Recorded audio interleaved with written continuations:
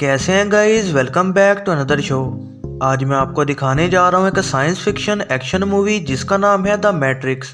एक बहुत बड़े शहर के खाली होटल में पुलिस का एक ग्रुप ट्रिनिटी को पकड़ने आता है, लेकिन वो उनसे जीत जाती है क्योंकि उसके पास सुपर ह्यूमन एबिलिटीज होती हैं। वो भागती है और पुलिस वाले और कुछ लोग जो सूट पहने एजेंट्स होते हैं उसका पीछा करते हैं। इन एजेंट्स के पास भी उस जैसे ही सुपर ह्यूमन एबिलिटीज होती हैं। वो भागकर एक पब्लिक टेलीफोन को अटेंड करती है और गायब हो जाती है इससे पहले कि एजेंट उसमें ट्रक लाकर मारता। कंप्यूटर प्रोग्रामर थॉमस एंडरसन, जहाँ जो हैकर्स की दुनिया में नियो के नाम से जाना जाता है, वो ऑनलाइन मौजूद कुछ मैट्रिक्स के प्रोग्राम्स की वजह से बेहद कंफ्यूज हुआ होता है।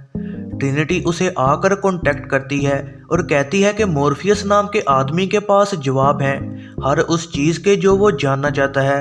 फिर एजेंट्स की टीम और पुलिस, जिसका लीडर एजेंट स्मिथ होता है, वो नियो के ऑफिस में जाता है ताकि उसे पकड़ सके। मॉर्फियस नियो को कॉल करके महफूज जगह तक ले जाना चाहता है, लेकिन नियो पकड़ा जाता है क्योंकि वो विंडो से भागने के लिए तैयार नहीं होता और डरता है। फिर एजेंट उसे समझाने की कोशिश करता है कि वो उसे मॉर्फियस को पकड़ने में मदद करे, जिसके बारे में वो कहते हैं कि वो दहशतगर्द है। नियो जिद करता है और कहता है कि उसे फ़ोन कॉल करने दी जाए ताकि वो अपने वकील से बात कर सके, लेकिन एजेंट्स उसके मुंह को बंद कर देते हैं और एक रोबोट कीड़ा उसके अंदर डाल दिया जाता है। नियो जागता है और उसे लगता है कि ये बस एक ख्वाब था, और इसके कुछ टाइम बाद ट्रिनिटी उसे मॉर्फियस से मिलने को ले जाने आती है।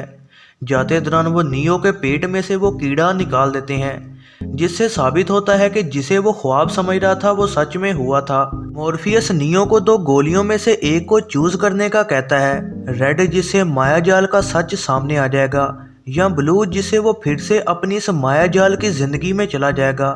नियो रेड गोली को चूज करता है। ये सारी रियलिटी गायब हो जाती है और वो नंगा एक पॉड के अंदर जागता है, और वहाँ उसकी तरह कई और इंसान पॉड में कैद होते हैं। उसे बचा लिया जाता है और फिर उसको मॉर्फियस के जहाज में लेकर जाया जाता है।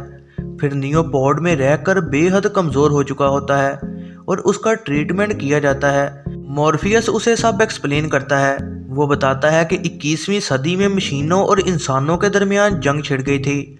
जब इंसानों ने मशीनों को सूरज की रोशनी इस्तेमाल करने से रोक दिया तो मशीनों ने इंसानों को पकड़ लिया, और अब वो उनके जिस्म की एनर्जी का इस्तेमाल करते हैं और उनके दिमागों को मशीनों ने मैट्रिक्स में फंसा दिया है। इस मैट्रिक्स में एक नकली रियलिटी बनाई गई है जो कि 1999 की दुनिया की है। मशीन्स जंग जीत चुकी हैं और तमाम बचे हुए इंसान जायन नाम के एक शहर में जिंदा रह रहे हैं। मॉर्फियस और उसका ग्रुप एक टीम है जो कि मैट्रिक्स में फंसे हुए गुलाम इंसानों को बचाने की कोशिश कर रहे हैं और उन्हें अपने साथ मिला रहे हैं। ये लोग मैट्रिक्स को अच्छे से जानते हैं और इस वजह से मैट्रिक्स की इस नेचर में वो इसके फिजिक्स लॉज को तोड़ लेते हैं और इस तरह उनके पास सुपर पावर्स आती हैं। मॉर्फियस नियो को ये भी वार्निंग देता है कि अगर वो मैट्रिक्स में मारा गया तो असल दुनिया में भी मारा जाएगा, और वो एजेंट्स कंप्यूटर प्रोग्राम्स हैं जो कि इस सिस्टम में मौजूद खतरों को ख़त्म करने के लिए बनाए गए हैं, और असल दुनिया में सेंटिनल नाम की मशीनें बागियों को मारती हैं। लड़ाई में मॉर्फियस नियो पर हमला करता है और उसकी पावर्स को अनलॉक करता है, क्योंकि मॉर्फियस को यकीन है कि नियो ही वो आदमी है जो इंसानियत को मशीनों से बचाएगा। फिर ग्रुप मैट्रिक्स में जाकर ओरेकल से मिलता है, वही जिसने बताया था कि कोई इंसानियत को बचाने आएगा। वो उसे कहती है कि नियो वो मसीहा नहीं है और बताती है कि एक टाइम आएगा जब उसे अपने और मॉर्फियस में से एक की ज़िंदगी बचानी होगी। इससे पहले कि ग्रुप मैट्रिक्स छोड़कर जा पाता, एजेंट्स और पुलिस उन पर हमला करते हैं और साइफर ने उन्हें खबर दी होती है जो कि उनका ग्रुप मेंबर था, लेकिन उसने गद्दारी कर दी ताकि वो मैट्रिक्स में एक कामयाब जिंदगी गुजार सके। ग्रुप मेंबर माउस पुलिस के हाथों मैट्रिक्स में मारा जाता है और वो असल दुनिया में भी इस वजह से मारा जाता है, और मॉर्फियस स्मिथ से लड़ते हुए पकड़ा जाता है, और इस दौरान वो बाकियों को भागने का मौका भी देता है।